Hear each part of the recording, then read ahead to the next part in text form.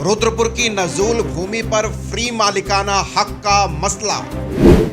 6 मार्च को मुख्यमंत्री पुष्कर सिंह धामी ने की थी निशुल्क पट्टे की घोषणा। रक्षा राज्य मंत्री एवं सांसद अजय भट्ट ने भी फ्री पट्टे को बताया था रुद्रपुर के लिए बड़ी सौगात। क्षेत्रीय विधायक शिव अरोरा ने भी श्रेय लेने को की थी बड़ी बात। 2600 परिवारों को बांटे थे नजूल भूमि के स्वामित्व पत्र। अब स्टाम्प ड्यूटी और रजिस्ट्रेशन पर 90,000 खर्च की बात क्यों? जब रजिस्ट्री के 90,000 रुपए देने ही हैं तो गरीबों को फ्री क्या मिला? रुद्रपुर की राजनीति में बड़ा सवाल। नमस्कार, मैं रूपेश कुमार, अनसुनी आवाज में आपका स्वागत है। हाथी के दांत खाने के कुछ और, दिखाने के कुछ और होते हैं। सेम इसी तरह नेताओं की बातें जब वो पब्लिक के सामने वाहवाही लूटने के लिए की जाती हैं, उसका कुछ और अर्थ होता है और सरकारी दस्तावेज में, सरकारी कागज़ों में नेताओं की बातों का अर्थ कुछ और होता है। मैं इस समय मौजूद हूँ गांधी पार्क में, और गांधी पार्क में 6 मार्च को इसी मंच से मुख्यमंत्री पुष्कर सिंह धामी ने रुद्रपुर की नजूल भूमि पर बसे 2600 परिवारों को निशुल्क जमीन का स्वामित्व पत्र सौंपा था। लेकिन अब बात निकलकर ये आ रही है कि स्वामित्व पत्र हासिल करने भर से ही काम नहीं चलेगा। असल स्वामित्व तब मिलेगा जब आप स्टाम्प ड्यूटी और रजिस्ट्रेशन करा लेंगे। इस मंच से बहुत बड़े दावे किए गए थे कि रुद्रपुर के इतिहास में पहली बार ऐसा हो रहा है जब लोगों को बड़ी तादाद में निशुल्क पट्टे ज़मीन के दिए जा रहे हैं।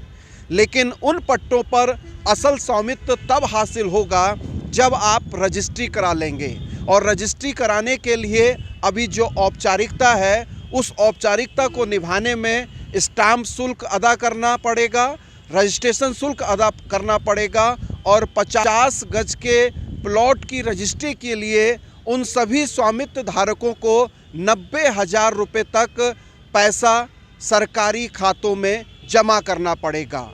सवाल ये उठता है कि जब 90,000 रुपये खर्च करने ही हैं तो सरकार की ओर से आखिर नजूल पे बसे हुए लोगों को फ्री में क्या मिला?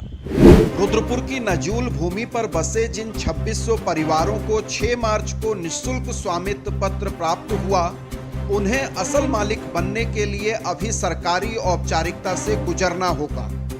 सिर्फ स्वामित्व पत्र हासिल करना ही काफी नहीं होगा। वास्तविक स्वामित्व के लिए लाभार्थियों को स्टाम्प शुल्क व रजिस्ट्रेशन कराना होगा। इसके लिए उन्हें सरकारी खाते में करीब 90,000 रुपये जमा करने होंगे। गरीब परिवारों को जमीन पर मालिकाना हक तो मिल गया है, लेकिन अब समस्या जमीन की रजिस्ट्री को लेकर आ रही है। रजिस्ट्री के लिए 50 गज के प्लाट पर करीब 90,000 रुपये खर्च आ रहा है। गरीब परिवारों के लिए इतनी रकम देना आसान नहीं है।